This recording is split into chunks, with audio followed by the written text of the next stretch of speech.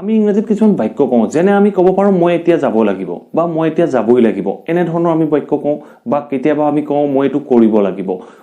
কৰিব লাগিব মই এতিয়াই যাব লাগিব এনে ধৰণৰ বাক্যবোৰ ক'বলৈ যাওঁতে আমি ইংৰাজীত কেনে ধৰণে বাক্যটো ক'ম বা ইংৰাজীলৈ বাক্যটো কেনে ধৰণে ট্ৰান্সলেচন কৰিম এই সকলোখিনি কথা জানিম আজিৰ এই ভিডিঅ'টোত গতিকে ভিডিঅ'টো স্কিপ নকৰাকৈ আৰম্ভণিৰ পৰা শেষলৈকে চাই থাকিব মই নৱদৰে আপোনালোক সকলোকে আছামিজ গুৰু ইউটিউব চেনেললৈ স্বাগতম জনাইছো আহক এতিয়া ভিডিঅ'টো আৰম্ভ কৰোঁ প্ৰথম বাক্যটো চাওক প্ৰথম বাক্যটো কি কৈছে মই এতিয়াই যাব লাগিব এনে ধৰণৰ বাক্য আমি স্পোকেন ইংলিছত কওঁ বা এনে ধৰণৰ বাক্য আমি ৰিটেন ইংলিছতো লিখিব লগা হয় সো এনে ধৰণৰ বাক্যৰ কাৰণে আমি ইউজ কৰো হ্যাভ টু ইউজ কৰি বাক্যটো ফৰ্ম কৰোঁ বা কিছু ক্ষেত্ৰত আপোনালোকে দেখা হয়তো আপোনালোকে কোৱাও শুনে হয়তো আপোনালোকে ক'ৰবাত লিখাও দেখিবলৈ পায় এনে ধৰণে ইউজ কৰে হ্যাভ গট টু ইউজ কৰে সো আপোনালোকে এই হ্যাভ টু বা হ্যাভ গট টু কেনে ধৰণে ইউজ কৰোঁ তাৰ বিষয়ে আপোনালোকে বিশেষ চিন্তা কৰিব নালাগে আপোনালোকে এক্সাম্পল কেইটা শেষলৈকে চাই যাওক আপোনালোকে ডেফিনেটলি বুজি পাব আমি প্ৰথমতে সাবজেক্টটো ইউজ কৰিম আপোনালোকক মই এটা মাৰ্ক দি দিলোঁ সাবজেক্টৰ পিছত আপুনি হ্যাভ টু বা হ্যাভ গট টু ইউজ কৰিব তাৰ পিছত আপুনি ইউজ কৰিব ভাৰ্বৰ ফাৰ্স্ট ফৰ্ম তাৰ পিছত বাক্যৰ পিছৰ অংশখিনি আপুনি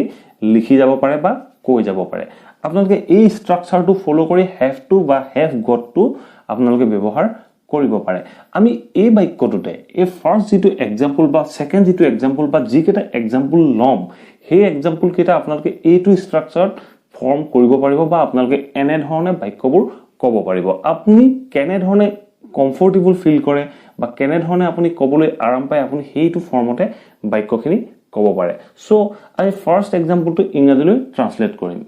ফাৰ্স্ট এক্সাম্পলটো কি কৈছে মই এতিয়াই যাব লাগিব মই সাবজেক্ট সো আমি সাবজেক্টটো লিখিলো আই তাৰ পিছত আমি ইউজ কৰিম হ্যাভ টু তাৰ পিছত আমাৰ ভাৰ্বৰ first form go I have to go তাৰ পিছত এতিয়াই কাৰণ আমি কি ইউজ কৰো right now I have to go right নাও মানে মই এতিয়াই যাব লাগিব তেনেকুৱা ক্ষেত্ৰত আমি বাক্যটো কলো I have to go right now আমি এনে ধৰণে বাক্যটো কম আমি যদি হ্যাভ গট টু ইউজ কৰো আমি হ্যাভ গট টু ইউজ কৰি বাক্যটো কেনে ধৰণে কম আপোনালোকে বিশেষ একো চিন্তা কৰিব নালাগে মই এতিয়াই যাব লাগিব I have to go right now তাৰ পিছত যদি আমি বাক্যটো কওঁ I have got to go right now I have got to go right now বা I have to go right now এই বাক্য দুটাৰ মাজত বিশেষ একো ডিফাৰেন্স নাই আপুনি যেটো বাক্যত have to ইউজ কৰে সেই বাক্যটোত আপুনি have got to ইউজ কৰিব পাৰে যেনে আমি কিছু বস্তু থকাৰ ক্ষেত্ৰত মোৰ ওচৰত এখন গাড়ী আছে বা মোৰ ওচৰত এটা কলম আছে I have a pen so এনেকুৱা ক্ষেত্ৰতো আমি haveৰ ঠাইত আমি got to ইউজ কৰিব পাৰো এই got to ইউজ কৰিও আমি তেনে ধৰণৰ বাক্য কম দ্যাট মিন্স আপোনালোকে have got to বা have to আপোনালোকে এনেকুৱা মিনিংৰ ক্ষেত্ৰত যিকোনো বাক্যত ইউজ কৰিব পাৰে বা আমাক কিছুমান ক্ষেত্ৰত দেখিবলৈ পাওঁ বা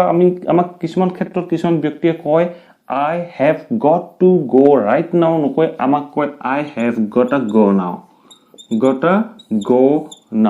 এই গটা মই অলৰেডি এটা কন্ট্ৰাকশন ভিডিওত কৈছিলো যে গটা ওয়ানা গানা লেমি গিমি কেনে ধৰণে আমি ইউজ কৰিব পাৰো বা তাৰ মিনিং কি হয় বা তাৰ কি ওয়াৰ্ড কন্ট্ৰাকশন হয় গটা ওয়ানা গিমি লেমি এৰ ফৰ্ম হয় তাৰ বিষয়ে কৈছো যদি সেই ভিডিওটো চোৱা নাই ওপৰৰ আই বুটামত সেই ভিডিওৰ লিংক পাব আপোনালোকে চাই ল'ব পাৰিব সো আমি বাক্যটো কেনে ধৰণে ক'ব পাৰো আমি ক'ব পাৰিলো যে I have to go right now বা আমি ক'ব পাৰো I have got to go right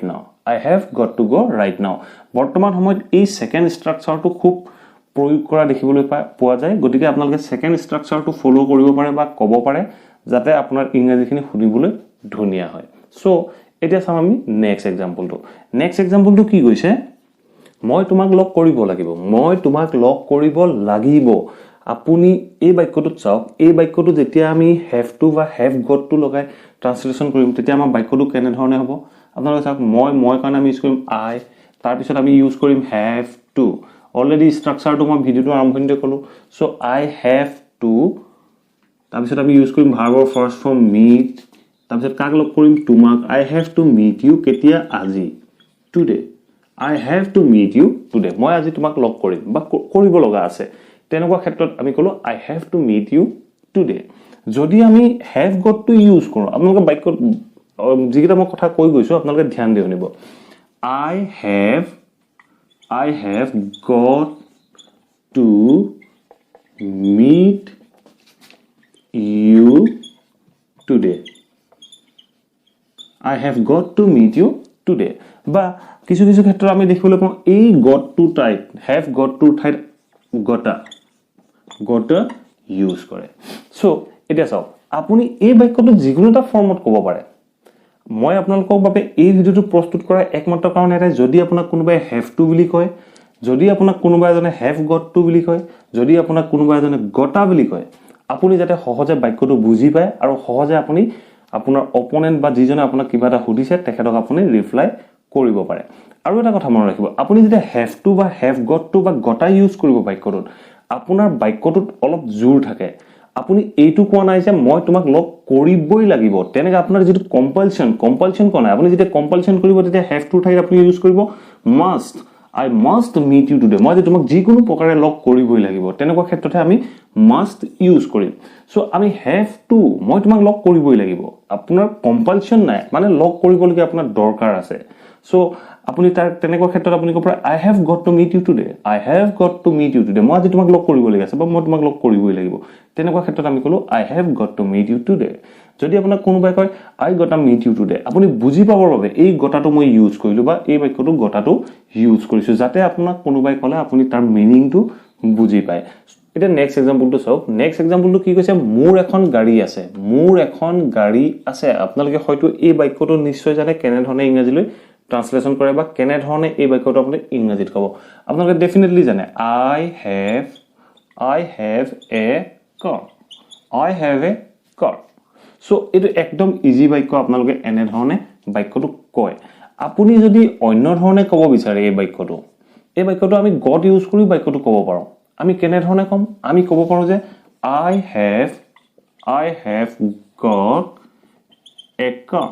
have got a car মোৰ এখন গাড়ী আছে দুই মিনিংৰ আপোনাৰ একো ডিফাৰেন্স নাই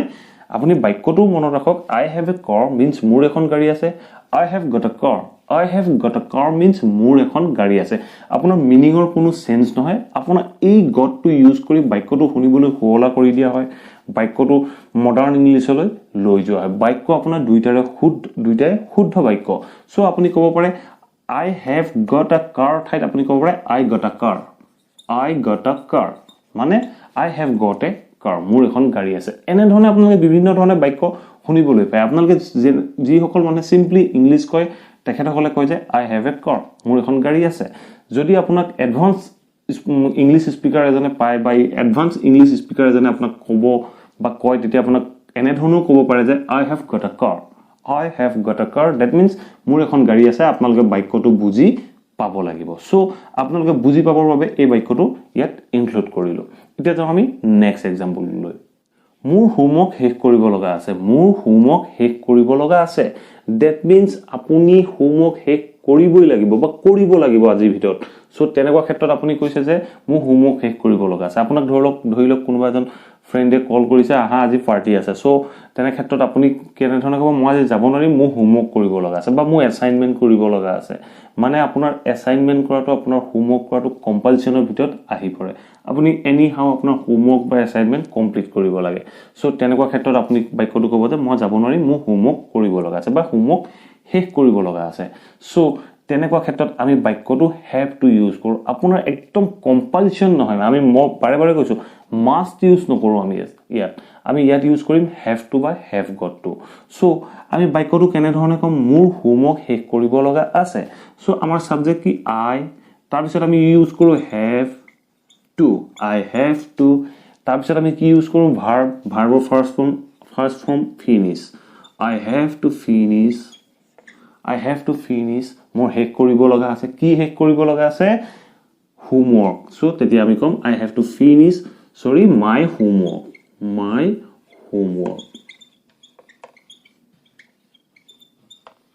I have to finish my homework. মই মোৰ homework শেষ কৰিব লগা আছে তেনেকুৱা ক্ষেত্ৰত আমি বাক্যটো কলো I have to finish my homework. যদি আমি কওঁ I have got to finish my homework. Finish my homework. I have got to finish my homework. আপোনাৰ মিনিংৰ অলপো চেঞ্জ হোৱা নাই দুইটা বাক্যৰ মিনিং চেঞ্জ নহয় আপুনি মনত ৰাখিব হলে আপুনি যেটো বাক্যত have to ইউজ কৰে সেই বাক্যটোত আপুনি have got to ইউজ কৰিব পাৰে আপুনি have to বা have got to যিকোনো এটা ইউজ কৰি আপুনি বাক্যটো কমপ্লিট কৰিব পাৰে বা আপুনি যেতিয়া ইংৰাজী কয় আপুনি এনে ধৰণৰ বাক্য যেতিয়া আপুনি ক'ব কোনোবা এজন ব্যক্তিক আপুনি সদায় মনত ৰাখিব গটা ওয়াৰ্ডটো আপুনি কোনো ফৰ্মাল কনভাৰসেশনত ইউজ নকৰিব আপুনি যেতিয়া ফ্ৰেন্ড সাৰ্কুলৰ মাজত কনভাৰসেশন কৰে তেতিয়া আপুনি গটা ওয়াৰ্ডটো ইউজ কৰিব পাৰে আপোনাৰ ফ্ৰেন্ডে কল কৰিছে পাৰ্টিৰ বাবে তেতিয়া তেনেকুৱা ক্ষেত্ৰত আপুনি ক'ব পাৰে যে I gotta finish my homework. I gotta finish my homework. মানে মোৰ হোমৱৰ্ক শেষ কৰিব লগা আছে so I can't go there. গতিকে মই তালৈ যাব নোৱাৰো তেনেকুৱা ক্ষেত্ৰত আপুনি গটা ইউজ কৰি বাক্যটো ক'ব পাৰে কিন্তু যেতিয়া আপুনি ফৰ্মেল কনভাৰসেশন কৰিব তেনেকুৱা ক্ষেত্ৰত কেতিয়াও গটা যেটো কন্ট্ৰাকশন হয় যেটো স্ল্যাং কন্ট্ৰাকশন হয় সেই স্ল্যাং কন্ট্ৰাকশনটো ইউজ নকৰিব